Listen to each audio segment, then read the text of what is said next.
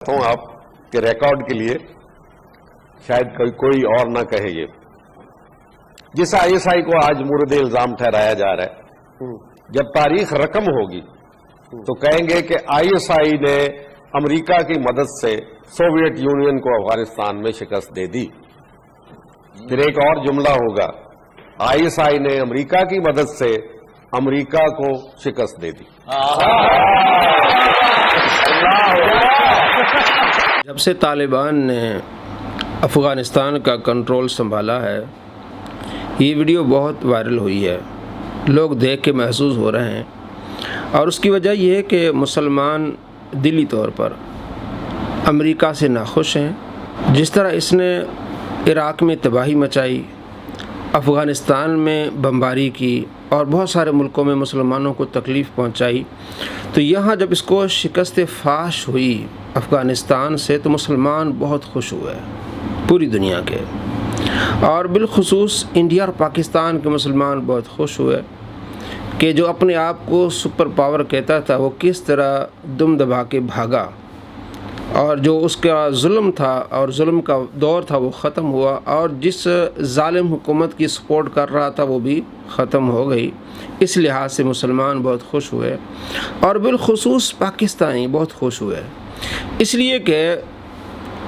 سابقہ حکومت کے ساتھ انڈیا مل کے پاکستان کے خلاف بہت بڑا پروپیگنڈا کر رہا تھا، ویب سائٹ چلا رہا تھا انڈیا، وہاں دنیا میں نفرت پھیلا رہا تھا، مختلف ٹرینڈ چلا رہا تھا،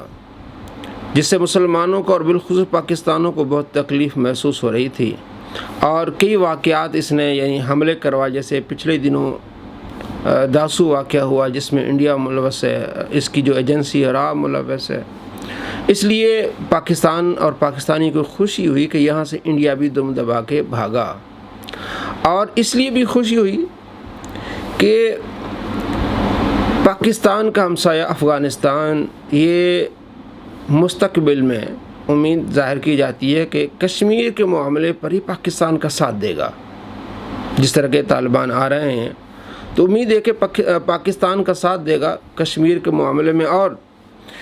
انہوں نے یہ بھی اعلان کیا ہے کہ افغانستان کی جو سرزمین ہے وہ پاکستان کے خلاف استعمال نہیں ہوگی، جس طرح کہ پہلے ٹی ٹی پی والے کرتے رہے ہیں، تحریک طالبان والے پاکستان، تو کئی مسلمانوں کو انہوں نے شہید کیا، پاکستان میں کے علماء کو شہید کیا۔ اس بارے میں دو رائے پائی جاتی ہیں کہ یہ طالبان کون ہیں، تو اکثر یہ کہہ رہے ہیں کہ وہ طالبان الگ ہیں، ٹی ٹی پی یعنی تحریک طالبان پاکستان، بلکہ ان کو پکڑا گیا اور پاکستان کی حکومت نے موجودہ کے جو طالبان ہیں ان سے کہا ہے کہ آپ ہمیں وہ لوگ دیں، تو وہ تو دہشت گرد تھے، لیکن موجودہ جنہوں نے کنٹرول سنبھالا ہے سہیل شاہین اور اس کے ملا برادرز نے، تو وہ امید ہے کہ پاکستان سے اچھے روابط ان کے ہوں گے۔ اور اس بارے میں ایک اور بات جو اکثر پوچھی جاتی ہے کہ یہ طالبان کون ہیں، سنی ہیں، شیعہ ہیں، دیوبندی ہیں، بریلوی ہیں، کون ہیں یہ؟ تو طالبان یہ سنی ہیں اور حنفی ہیں۔ اب اس میں مزید تفریق کہ یہ بریلوی ہیں، دیوبندی ہیں، یہ تفریق میرے خیال میں نہیں ہے ان کے اندر۔ جس طرح ترکی کے مسلمان ہیں وہ سنی اور حنفی ہیں، اسی طرح طالبان ہیں اور مزارات پر بھی جاتے ہیں۔ ہاں یہ ہے کہ کچھ ان کے جو رہنما ہیں ان کے روابط ہیں علماء دیوبند سے، یا ان سے انہوں نے پڑھا ہے، لیکن اس وجہ سے ہم انہیں دیوبندی نہیں کہہ سکتے۔ اسی طالبان میں بہت سارے گروہ ایسے ہیں جو یعنی کہ سیفی بھی ہیں، ذکر بھی کر رہے ہیں۔ بہرحال امید ہے کہ اگر یہ انصاف قائم رکھیں اور یہ افغانستان کو صحیح چلائیں اور ان کی زمین پاکستان کے خلاف استعمال نہ ہو،